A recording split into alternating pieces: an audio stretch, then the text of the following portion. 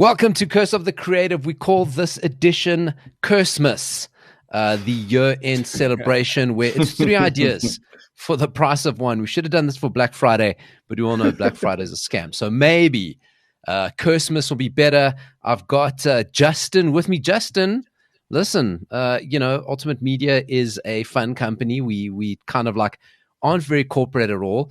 And we had our Christmas lunch this week, and Justin was having some conversations with another staff member that would have ended up in HR this morning. That's why I love not having an HR, so to speak. We work remotely. This is amazing. We can say whatever we want to say. I can't even remember that. I say, do you know what, Paolo? As you were starting to say that, I was like, I can't even remember what I said that could have landed me up in HR. And it's not because I had too much to drink or anything like that. It's just because I feel like I say offensive things all the time. So I'm trying to cast my mind back as to which incident it was that would have really landed me up in HR. I was incredibly offended. No, I'm joking. HR doesn't care. They don't care, Nick. What we do here on Curse of the Creative is it is a radio promotions podcast for all of you people in the radio promotions industry, and we all know what's going on. We are going into a quiet season in most of radio around the world. I mean, you're probably doing double plays of Last Christmas, Do They Know It's Christmas, and some horrible cover version of either of those by Sabrina Carpenter before you close up that quadruple play with Mariah Carey. So that's what you're pretty much doing if you work in radio, but you might have something to give away. Maybe you're giving away, you're re-gifting, you're looking for concepts, you're looking for stuff to do on air this time of year. And that is why we put together Cursemas. 3 ideas. Each one of us is going to have a go. And Nick and Justin get the chance to trash an idea that I came up with, which I'm very strategic, guys. You see, I never pitch an idea because I don't want to get trashed. I don't want to get flushed. There's 3 ways your concept can go. It gets flighted straight away. We park it, which means it maybe needs a couple of ideas. Next year, I want to turn that idea into Park It with Parkinson. And then let Simon have a crack at making it better. And then we flush it down the toilet. All right, I'm going to pick Justin. Your ticking clock starts now. Okay, so 8 out of 10 cats, they have this carrot or the box thing. My whole idea was kind of based on this for Christmas. So what you would do is you'd get a box with a present in it. The presenter on air would know whether there's a present, a gift or not. So it would be gift or the box. And you'd get a caller up on the line and you'd have 60 seconds where you'd have to, the presenter would have to try and convince the listener that there's a gift in the box, but if there isn't a gift in the box, I think we've all seen that carrot in the box. Have you seen the carrot in the box thing? Yes. It's literally like that. It's literally the carrot in the box, except it's not a carrot. It's now a Christmas present. And you'll have 60 seconds to convince the other person that you hold the gift in the box. And if you do, you win whatever gift. So it could be a new phone, a Samsung phone, an iPhone, something cool. And if you don't, then maybe that could get given to charity or something like that. I'm always about these campaigns. And I know this is a bad thing. You can stop the timer. This is no longer my pitch. I just want to validate a little bit. And I know sometimes, Paolo, you've picked up on this a little bit. I've got this thing about like radio competitions where sometimes there's losers. I maybe like losers a little bit too often. Like, I think that makes it more genuine and sincere. Like, I enjoy it sometimes when people lose on radio. So this is one of those situations where you could lose. The presenter could actually have the phone or whatever it is. And I think you could get someone like Take-A-Lot involved in this as an example. And you've got literally 60 seconds, but the presenter will see, because they got to kind of lead the whole thing. Now I'm pitching again. I feel like the timer should be running again. But anyway, so the presenter will lead the whole thing. They'll look and see or decide whether or not there is going to be a gift in the box or not. And then the caller will have 60 seconds to try and either swap their box that they have or to keep the box that they have. And one of the presenters is going to play along. I hope it makes sense. If you've seen the carrot in a box thing on 8 out of 10 cats, then you'll know exactly what I'm talking about. Paolo, please flight this for me. Straight up. Not even a question about it. I love this. I love carrot in a box. I also love losers on radio. And the fact that we're giving presenters carte blanche, for me as a presenter myself, also excites me and terrifies me. Maybe that's, I mean, it was a straight flight for me, but now I'm thinking of a bit of a park because, quite frankly, and this sounds so mean because it's my job, it's my life. a lot of radio presenters are just boring, and they wouldn't make love to this thing. So that's really your only risk. I think a Take-A-Lot works for it. I think Amazon now dropping in South Africa also goes on it.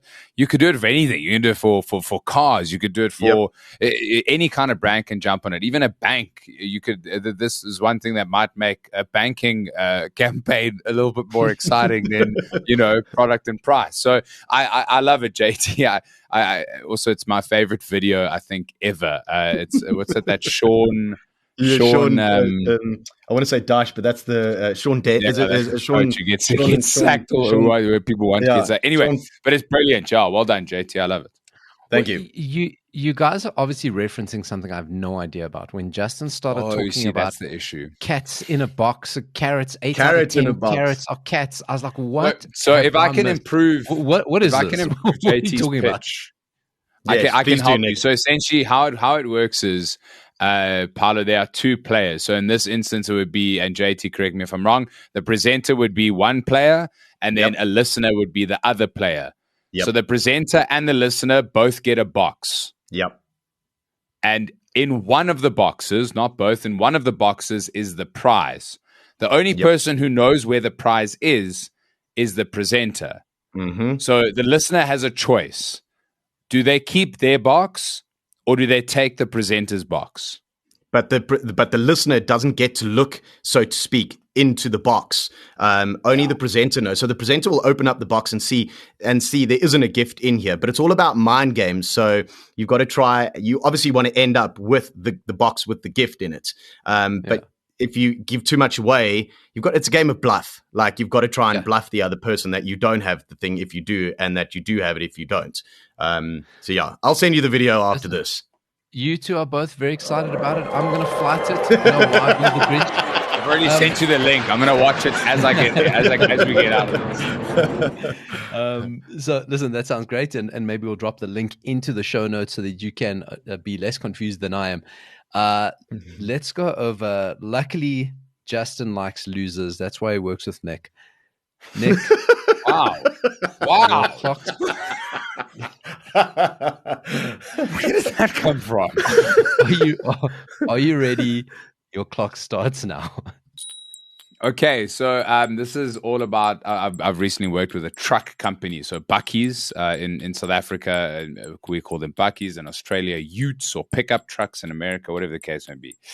But essentially, they all want to show off how much load they can take in the back of the Bucky, right? Stop it, Justin. Keep it in your pants. So they all want to show this off, and they're like, let's fill it up with Christmas presents. Yes, cool. We can fill it up with Christmas presents. That's fine. Paolo? This episode needs to be marked not for HR. Do I need to start again? Maybe we just chop this out. I'm going to Let me start again. I don't know how. Yeah. How do you say? Show off load capacity. Okay. I'm going to go in 3, 2, 1. I'm going to clap take, Paolo. Okay, then you can cut it from here. This is. This is all staying in. This is this is the epitome of the last week before Christmas. What's happening in every office right now? I haven't even pitched yet. The time has been on for 17 minutes. I haven't even pitched. Okay, let me try this again. Now, don't say load. Okay, so all these Bucky companies want to show off load capacity, right? So a big thing in Christmas is like, how many Christmas presents can we fit in the back of the Bucky? And I'm like, cool, we can do that, but not very similar, but kind of similar to Justin's one. There's going to be a massive prize in one of those presents. We're going to fill up the truck. Cool, whatever. Then we're going to secretly drop in like a Take-A-Lot or a bank, like 150,000 Rand check in there. And then we're going to do an activation like an OB at, the dealership. And listeners are going to have the chance. We're going to invite them. They're going to have a chance to pick one present. And they're allowed to open it on the spot. And then someone's going to win like 150 grand. So that's how much load capacity these Buckies have. Cool. Thank you. Oh, I love it. I love it. Love it. Love it. Love it. Love it.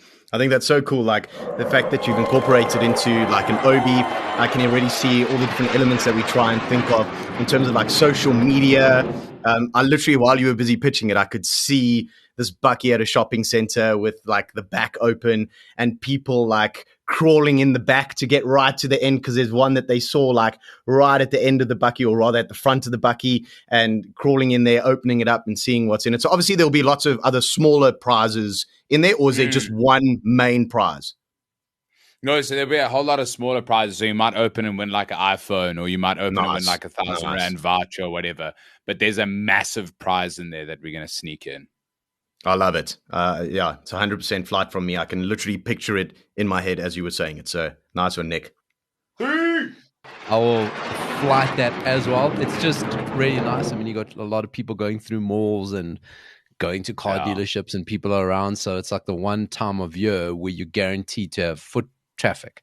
And that's what ultimately this hinges on. The only thing with anything like this is you always got to like manage, how do you make sure you don't give away your big prize on the first day?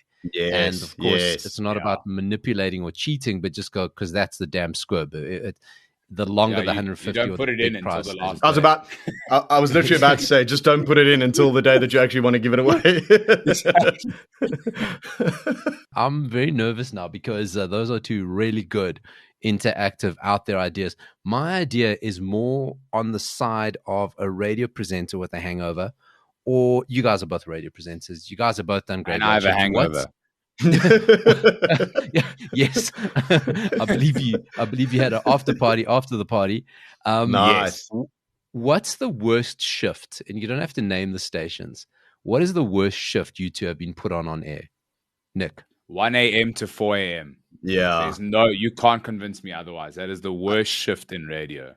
I 100% agree with you, Nick. And I did, I think 2 or 3 years doing 1 to 4 a.m. Let me just take it a little bit further. 1 a.m. to 4 a.m. on a Saturday and a Sunday morning, because that is AKA your Friday night and your Saturday night.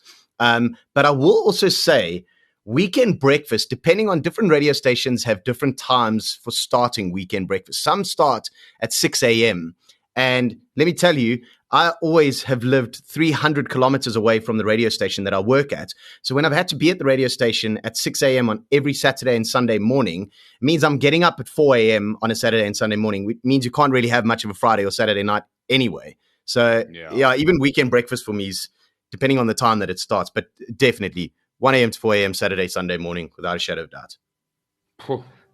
I did call screening. I never did the on-air gig, but I did call screening of a 1 to 4 a.m. and on a talk radio station.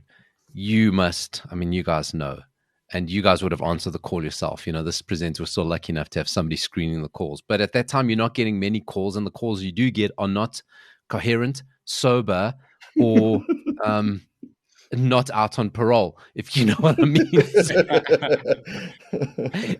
and they know you got time. There's no such thing as going, you know, when a person calls in that time of morning, they know there's no music to go to, there's no ads to play, there's no news to cut to.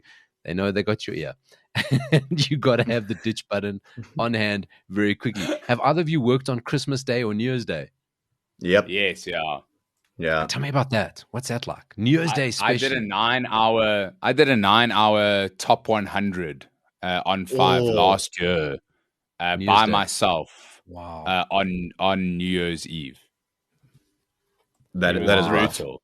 Brutal. And you think someone would send you a pizza or something? Nothing. I got nothing. I didn't even get a cup of coffee. You know what I mean? I was just there by myself. Listen, Nick, if it makes you feel better, I remember at 5FM in the early hours of the morning, I had a guy that brought me a pizza every single day, 5 days in a row. And I refused to go out of the studio to go and get this pizza because he was there at like 2:30 in the morning, and he would stand there for about 10 minutes just holding up this box of pizza outside the studio. And I was just trying to ignore him. In the beginning, I was like, no, thank you. But he just came back every single day for a week. And I don't know what he did with the pizzas. I don't know if he was trying to poison me or something. So don't be sad that you never got pizza from a listener at that time of the morning. Going back to your question, Paolo, I once did it, and I swore I would never, ever do it again. I was on air from 1 a.m. to 4 a.m. on the 1st of January. And let me tell you, it was horrific. God. Like, I hated every second of it. I was busy driving my car to studio by myself when it was the countdown. And I was just counting down in the car by myself while sitting at a red traffic light. Like, yay. No, everybody needs to do it. I believe every radio presenter at some point in your life, especially when you're starting out, you need to do it. But yeah, it's not a vibe. So, I know there's a lot of aspiring radio creatives, aspiring radio presenters who do listen to this, and that's the glamour. This is the glamour. You don't just wake up one morning and end up on breakfast shows and afternoon drive shows. Yeah. You got to do the hard yards. Okay, so my concept, let me put my clock, is basically designed for that. Because, what do you do on New Year's Day content? There's only so many times, oh, what did you do last night? How's your New Year started? New Year's resolution shit, right, that you can do. And then you're playing mostly music. So I thought it might be a nice lo-fi way to do something called South African of the Year, where basically you just run through your show and maybe you run it for the day. So Nick, you said you did the 9-hour top 100. And a lot of people do that. But maybe to put a spin on it is you just do South African of the Year, and it's a mix of people that you know in your life who are just great people and famous South Africans. And you do this countdown, and maybe it's not a top 100, maybe it's not a 1 to 100 to 1. It's just all throughout the day. We open up the new year. So you start on January 1st, and we're just going to celebrate South Africans of the year, who have been the most killer South Africans of the past year and who has good years coming up for them. And all walks of life, we're just going to celebrate South Africans. Nice, easy. You can do it with a hangover. You can participate if you're still drunk. You can participate if you have no friends. And it's just a nice way to do nice New Year's Day programming that's not too taxing. Oh, good. Very good. Very good. I'll take that. Thank you. I'll take that as a flight. I would fly. I'll press that quickly before you change your mind. No, but I would flight it. The only concern I would have is, and I said this earlier about some radio presenters being boring. Some radio producers are equally as boring. So you've got to find the right show. Like I already think of like a Zweli Mbele at 947 would do a great job here. Mike V at East Coast Radio. Who I'd love to do this is Alex J on Jacaranda. Yes. I can hear. How? Alex J is probably the most professional radio presenter ever. Like I don't think you can really argue it. He's unbelievable, but he would just have such a joy. The stories that I could tell just about people in like the top 100 South African history, whatever. I would love to listen to that. So I dig it big time. I also love it, Paula. And you know what? I think it's so cool to celebrate things on the 1st of Jan, because a lot of people, like you say, are waking up with hangovers. And, you always hear those people say, I don't want to get too drunk on New Year's Eve because then it start my year off on a bad note and that. So people are looking for positive things on the 1st of January. We're all looking for it, no matter how sore our heads are. And I just think it's something really cool, a nice way to celebrate like the previous year, but it gives you that positive feel of like wanting to make a difference this year. Even if it's like celebs and things like that you do. Like, I just think it's inspiring for the 1st of Jan. I don't think you could really do it any other time of the year and have it be as effective if you're doing like a top 50 or a top 100, but your pitch is for the 1st of Jan. So I think it fits in perfectly well. And we all know it's going to be Sia Kolisi at number 1. So that's pre and post divorce. Maybe it's Ibn Etzebeth. Let's be honest. Yeah. I thought you were going to say Elon Musk. Sorry, it's too soon. Sia, I love you. I was just trying to make a joke. Please come on the show. We love you. We can't pay you, but please come on the show. I appreciate it. Thank you. Definitely marking this. HR, please do not listen. This is Curse of the Creative. Thank you for listening to us throughout the year. We hope we've given you some inspiration. Bumper edition called Cursemas to close the year off. Thanks for joining me. Goodbye. Bye.